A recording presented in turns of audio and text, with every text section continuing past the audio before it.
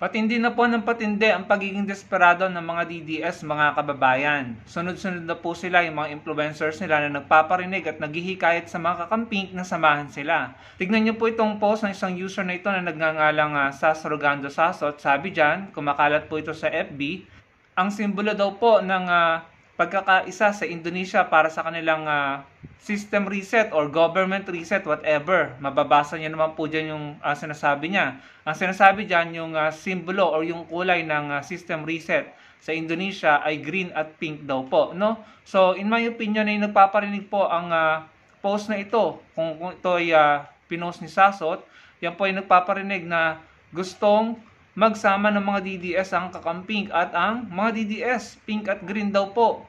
Para po sa akin, hindi po yan mangyayari. Yan po ay isang imahinasyon lamang ng mga DDS. Isa pa lamang po yan. Marami pa pong nagsasabi na yung mga DDS na influencers nila at mga vloggers, hinihikayat na po ang mga kakamping na sumama sa kanilang rally. Dahil po, tignan nyo ito. Yung rally nila yan, sa EDSA, nung nakaraan, nung isang araw po yata. Yung rally nilang yan, na para po sa akin ay pang sariling interest lamang, ay ayan po, nilangaw, ilang peraso lamang po sila dyan. Wala pong pumunta, kahit mga DDS hindi pumunta. Nasa ng 32 million. Ngayon mga kababayan, ipaparinig ko po sa inyo itong video ni Maharlika Boljaquera na literal po na hinihikayat ang mga kakamping na samahan po sila mga DDS dahil in my opinion, desperado na po sila. Desperado na po dahil hanggang ngayon, hindi po epektibo ang kanilang ginagawang kilos protesta, no? At paunti sila ng paunti, no? Kaya gusto nila ngayong utuin at linlangin ang makakamping, pero malas na lang nila dahil hindi po uto-uto at hindi po basta-basta maniniwala ang mga kakamping, no? Mga DDS lamang po ang uto-uto. Pakinggan po natin ang panghikayat ni Maharlika na may halong panggagaslight at paninisi pa sa mga kakamping dahil sa kasyungahan nila at dahil sa kapalpakan nila. Pakinggan po natin. Kayo mga sumusuporta sa Pinklawan at dito sa Anakbayan, mag-isip-isip kayo. Actually, like ko sinasabi, hindi tayo magkalaban. Pareho tayong biktima dito. Ang Pinklawan na nilalaban, na binobolja ko, yung mga politiko na kikinabang. Kayo mga Pinklawan na pumuprotekta sa kanila, kayo ang biktima dito. Kita ninyo, bakit si Marcos pa rin? Di ba galit na galit kayo, Pinklawan? Yellowish o mga kultong dilaw, ang tawag ko sa inyo noon. Galit na galit kayo noon sa akin. Pati si Leni Robredo, in-intimidate ako. Nakakasuhan sa Amerika, pero hindi sila hindi nila pinush-through kasi nilabanan ko rin sila noon. Pinklawan supporters, pareho tayong pinaglalaban para sa bayan natin. Pero ang problema, magkaiba tayo dahil bulag kayo. Ako, dati ako Marcos supporters, pero nagising ako, pero kayo nanatili kayong bulag. Ako, nanatili akong gising. Pareho tayong pinaglalaban para sa bayan, para panagutin itong mga hinayupak na to. Pero kayo, hanggang ngayon, idol nyo pa rin si Saba de Lima. Na lumantak ng Saba, idol nyo pa rin si Ontiveros, idol nyo pa rin si Robredo. Yeah?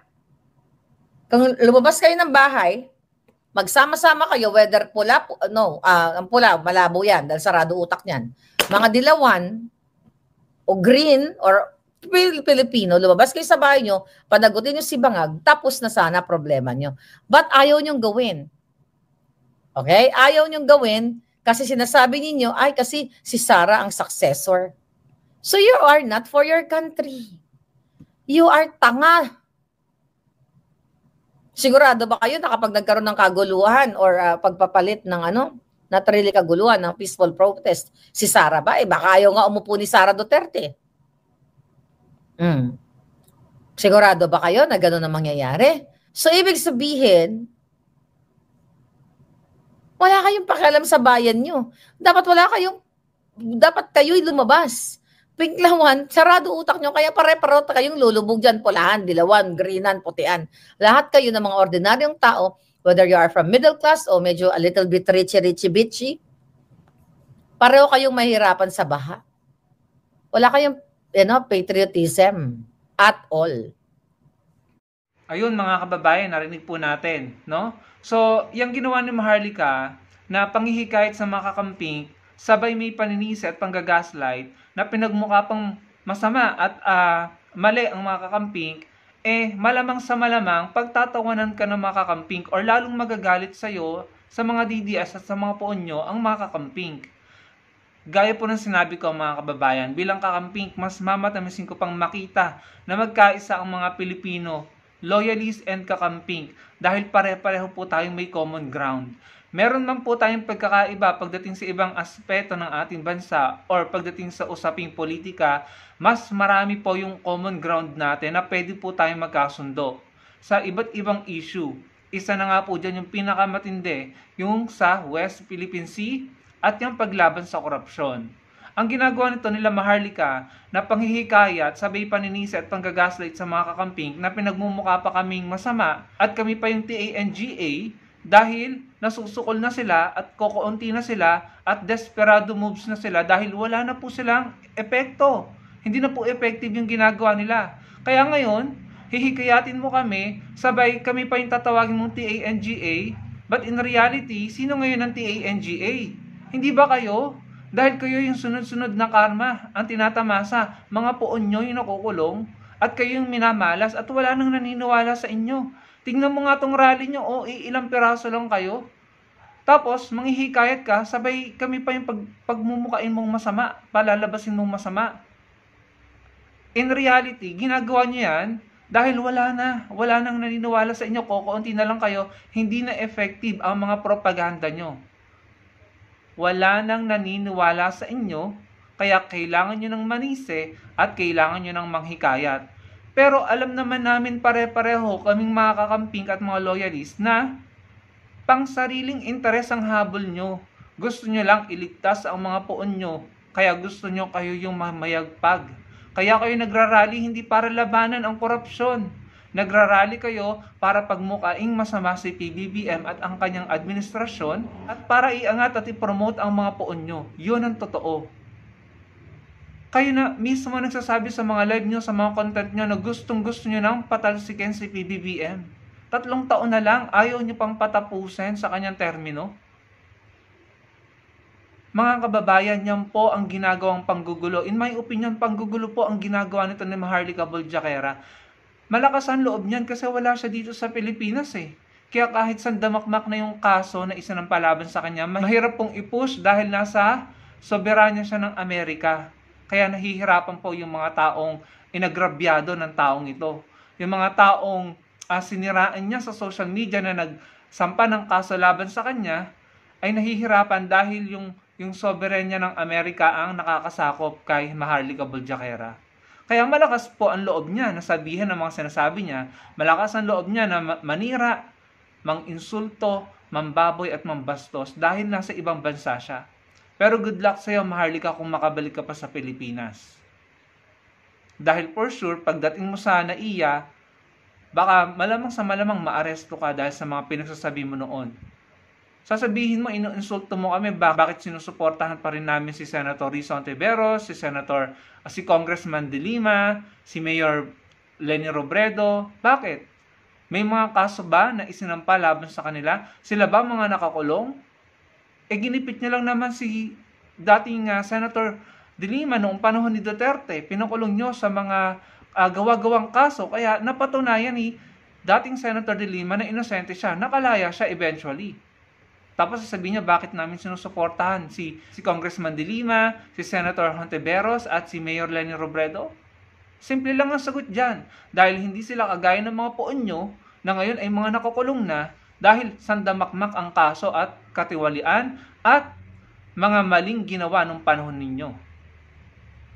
So bakit namin iidolohin si Harry Roque? Hindi niya nga kayang maharap ang mga kaso laban sa kanya. Bakit namin iidolohin si Duterte? Aminado siya sa EGK. Umamin siya na gumagamit ng Mary Jane dati. Umamin siya na meron siyang itinumba na tao. Siya mismo ang nagsabi. And siya rin ang nagsabi dati na siya nagnakaw pero ubos na. Sabi niya yon. At bakit namin siya iidolohin? Nagpapanggap lang naman siya na mahirap or simpleng tao. Dahil sa kanya din lumabas sa bibig niya na meron siyang at least 5 billion pesos. Bakit namin iidolohin si Kibuloy? Sandamakmakang kaso niyan. Wanted pa sa FBI. Bakit namin iidolohin si Sara Duterte? Hindi niya nga maharap ang impeachment trial niya. Pinatigil pa. So yung gusto nyong mangyari na panghihikayat sa mga kakamping at yung pagrarally-rally nyo at pagbatikos nyo ay personal interest. Gusto nyo lang iangat ang mga poon nyo at siraan or papangitin ng image ng mga kalaban ng mga poon nyo. Especially yung administrasyon ni PBBM, pang sariling interes lamang. Gusto nyo lang paalisin si PBBM at ipalit si Sara. Bakit ko nasabi? Dahil si Harry Roque na nananawagan na mag-rally sa EDSA, ayan o, nananawagan na lumabas tayo sa EDSA. Ayan po, basahin nyo na lamang. Nananawagan siya pero wala siya sa Pilipinas. Siya yung hindi umattend. Nananawagan tapos makikita mo may gantong post. Ano sabi dyan sa post? Basahin nyo na lang mga kababayan. Ayan, gustong patalsikin si PBBM. Nananawagan na mag-rally para patalsikin si PBBM. Eh alam naman natin pare-pareho kung sinong papalit kapag napaalis sa pwesto si PBBM. Yun, si Sara nila. Tapos kami pa i-gaslight mo, kami pa yung sasabihin mo TANGA at pagmumukain mong masama dito, kaming mga kakamping. Bona ka pala Maharlika Boljakera. Julul ka, jutang ginina mo. Dahil kayo ang may kasalanan kung bakit kayo minamalas ngayon, kung bakit kayo kinakarma.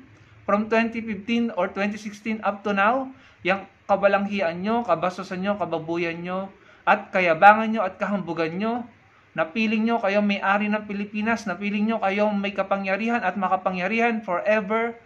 Yan ang nagdala sa inyo sa kapahamakan at kamalasan at karma. Masyadong lumaki ang ulo nyo, pati yung ulo ng mga puon nyo. Feeling nila sila yung makapangyarihan at feeling nila sila lamang ang pinaniniwalaan ng taong bayan. Pero kayo yung bulag, kayo yung hindi nakakakita ng realidad. Kayo yung hindi nagigising. Kokounti na lang kayo at mas marami kami.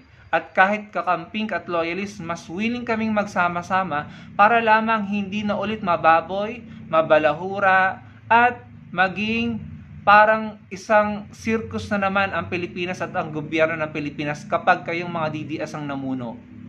Gagawin namin ang lahat para hindi matupad ang pangarap nyo na paalisin si PBBM at gagawin namin ang lahat para sa 2028 matitino, maayos na leader ng bansa namin ang mahalal at maluklok sa gobyerno.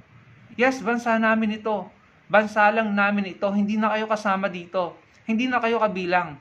Bakit pa namin kayo ibibilang? Gusto nyong ihiwalay ang Mindanao sa Pilipinas. Saan ka nakakita ng ganong klaseng Pilipino? Mga kababayan.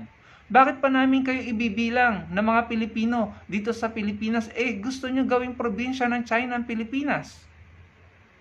Kaya uulitin ko, julul ka at jutang ginina mo, Maharlika Boljakera. Kaya ngayon, pati ikaw, panipis na ng panipis ang supporters mo. Dahil kitang-kita na ng mga tao kung gaano ka kawalang hiya, kung gaano ka kasinungaling, kung gaano ka mapanghila pababa, kung gaano ka mapanira, kung gaano ka bastos kabalahura ang bibig mo, at kung bakit hindi ka na dapat pinagkakatiwalaan. Yun lang mga kababayan. Hindi na po talaga natin dapat pinapaniwalaan yung mga yan. Sila Harry Roque, sila Maharlika Boljakera, at yung mga DDS na yan. Dahil napaka-hypocrite, double standard, bastos, balahura, masama ugali, cancel culture. Hypocrite. Nagsasalita lang yung mga yan pag agrabyado ang mga poon nila. At magsasalita lang din yung mga yan para iangat ang mga poon nila at para ibagsak, pababain ang mga kalaban ng mga poon nila. Kayo na lang po ang humusga mga kababayan. Matuto na po tayo, madala na po tayo sa ugali ng mga DDS na yan. Huwag po nating hayaang mamayagpag ang mga yan. Dumadami na naman po ang mga troll na nagpo-promote sa mga poon nila at naninira sa mga kalaban ng mga poon nila. Dumadami na naman po ang mga troll sa social media. Labanan po natin sila. Yun lamang po mga kababayan, salamat po sa panonood. Sana po'y makapag-komento kayo ng inyong opinion sa mga sinabi ko at sa mga narinig nyo kay Maharlika Boljakera. At huwag nyo pong kalimutang i-like ang video natin at magkita-kita po tayo sa susunod kong video. Salamat po.